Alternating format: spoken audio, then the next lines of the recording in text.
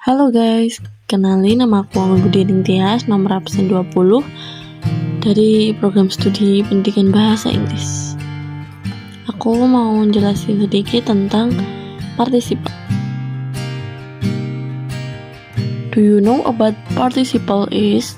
The participle dalam bahasa Inggris, pengertian the participle adalah sebuah bentuk turunan kata kerja atau verb yang nantinya digunakan sebagai kata sifat atau adjektif, kata benda atau noun, ataupun kata kerja campuran atau compound verb form.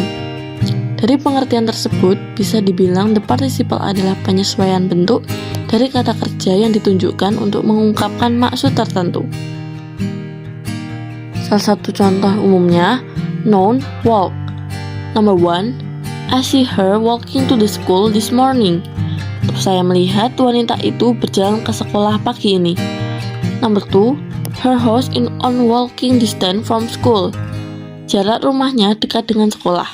Dari kalimat di atas, Anda bisa lihat bahwa verb dalam kalimat pertama adalah see atau melihat, sedangkan penggunaan kata kerja walk telah menjadi walking sebagai keterangan.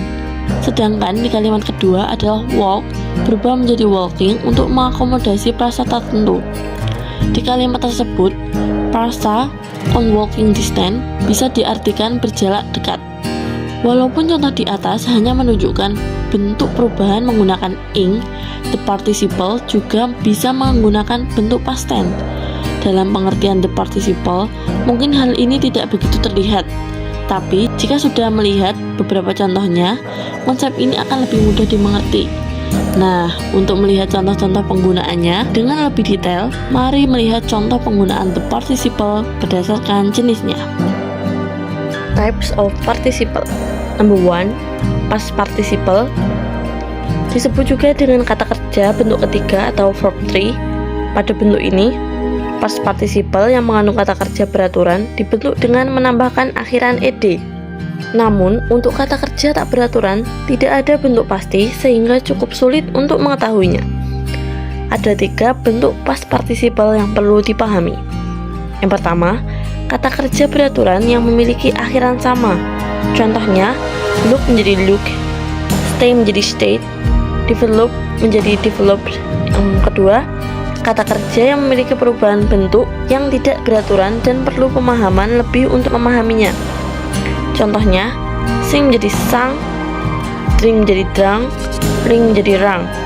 Yang ketiga, bentuk kata kerja juga ada yang tidak mengalami perubahan baik kata kerja pertama ataupun kata kerja yang kedua. Contohnya, cut, put, set. Contoh lainnya, yang pertama, I have visit my grandmother. Kata visit berfungsi sebagai kata kerja karena terdapat have di depannya. Yang kedua, the Valen lives over the garden path. Kata Valen berfungsi sebagai kata sifat karena menjelaskan lives. Number 2, present participle. Present participle adalah bentuk kata kerja yang berakhiran dengan imbuhan ing. Present participle umumnya digunakan untuk membentuk kalimat continuous tense. Contoh yang pertama, he is watching video. Kata watching berfungsi sebagai kata kerja karena terdapat to be di depannya.